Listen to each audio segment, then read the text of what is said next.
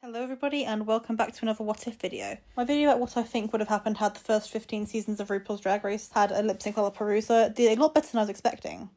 Like, a lot better. I think it might actually be my most popular non-strictly related video I've ever done. So yeah, thank you for that. And before we properly get into this video, I just wanted to discuss a few things. Firstly, I have done a few other videos since then, which you can check out after this one if you want to, but no pressure.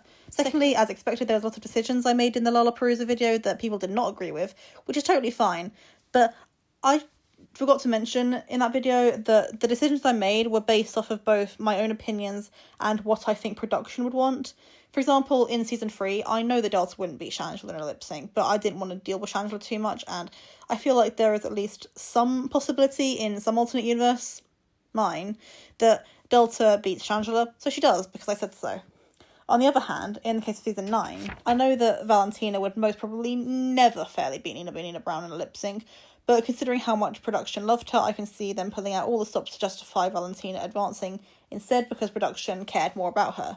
Sort of similarly to Heidi winning season 12, but I just really want Heidi to win it, and I could also see production using it as a sort of justifiable fan favourite justice, similar to sort of for Susie Toot. Just wanted to clarify those things because I got a few comments that were like, you're a toxic bitch. But yeah, my decisions in that case were a mix of looking through the lens of production and my own biases, because I'm a fan of a show, and of course I'm going to be biased, just like every fan in the world, and these Lollapaloozas did not actually happen, so whatever I decide happens in them does not matter. I could have Charlie Hyde winning season 9, and it would not matter.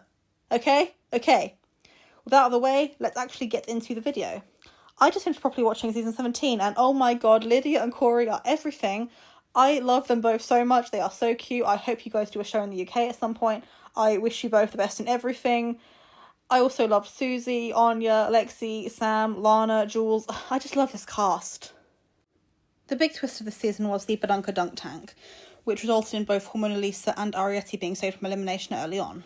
While it is nice that they both got to stay in the competition a little longer, I did wonder what would have happened had this twist not been present in the season. So that's what I'm going to be looking at today. What if there was no Badonka dunk tank on RuPaul's Drag Race season 17? Before we get started, leaving room for a double Shantae at some point, I will need to cut 2 episodes.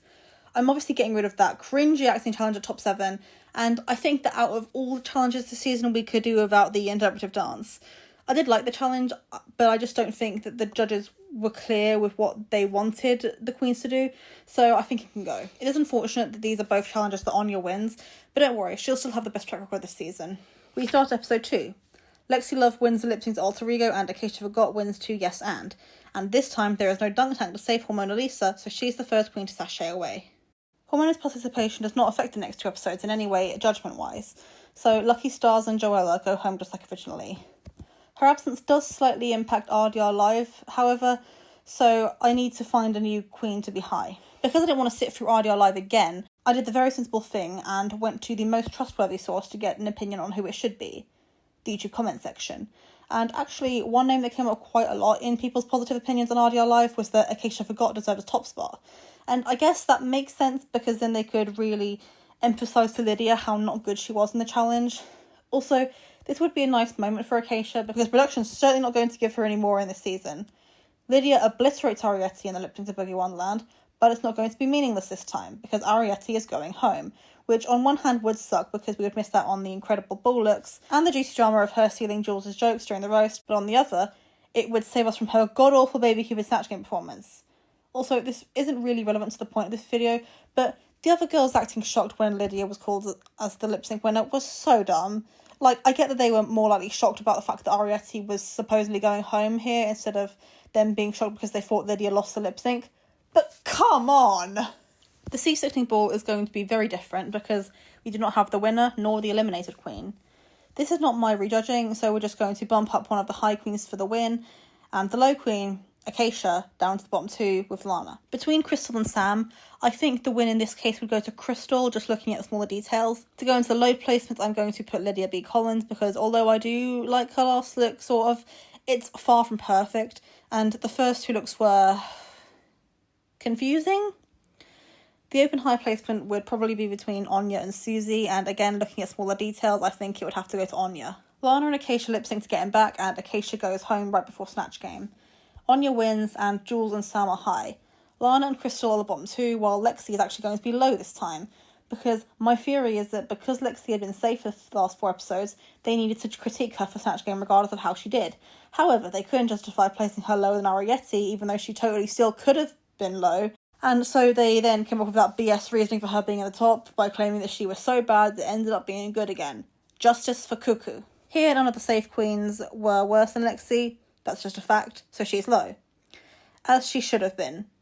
Lana does still win the lip sync. I don't think Crystal having a win would change anything about that. And we move on to the Rusical.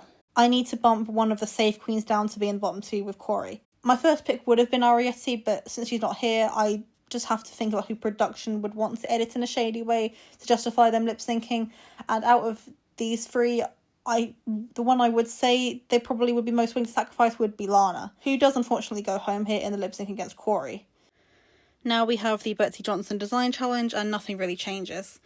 Arietti's absence does leave an open high spot, but I just don't really think that Sam or Susie's looks are really worth of being in the top or bottom, so they can just be sent off to Untucked while the remaining 5 get critiqued. Jules wins, Lexi is high, Anya is low, and then Lydia and Corey kiss each other deadly and Corey sachets away. Then we have the best episode of the season, the Villains Roast. Arietti's not there to steal Jules' jokes, but Jules' jokes weren't good anyway, so she's still on the bottom 2. Lydia wins, Sam is high, and I'm also going to have Anya and Susie as high. Lexi's now on the bottom 2, but don't worry, it's a double Shantae. I think Lexi being in the bottom at some point would have definitely been good for her, and I just think this lip sync to Yaya would have been fierce. So Lexi, Jules, Shantae, you both stay. Episode 11 is the makeover, and I don't know for sure what Lydia would have worn, but it makes sense that production wants to get rid of her this episode. As much as I love her, I can admit that some of her looks definitely needed polishing. She goes home against Anya Nerve, regardless of whether she beats Anya or not, which she definitely could. And Jules is just kept low. Now we are at the same top 5 as originally, and the rest of the season plays out from here. Susie gets robbed in the next episode and then wins Lollapalooza. Anya then wins the season with Jules as her runner-up. So there we go. As you can see, a few things changed, but nothing too drastic, I guess. Thank you for watching this video. Like, subscribe, all that stuff. And if you're a big screen enthusiast, I would recommend checking out Matinee to Midnight. It's a new film recommendation podcast hosted by my dad and his friend. And the first 2 episodes are now available on Spotify. I'd really appreciate it if you checked it out if you're into that kind of stuff. My dad's really passionate about it and he's put a lot of effort into it. Once again, I hope to see you next time, and feel free to offer any suggestions for future videos in the comments below. Bye.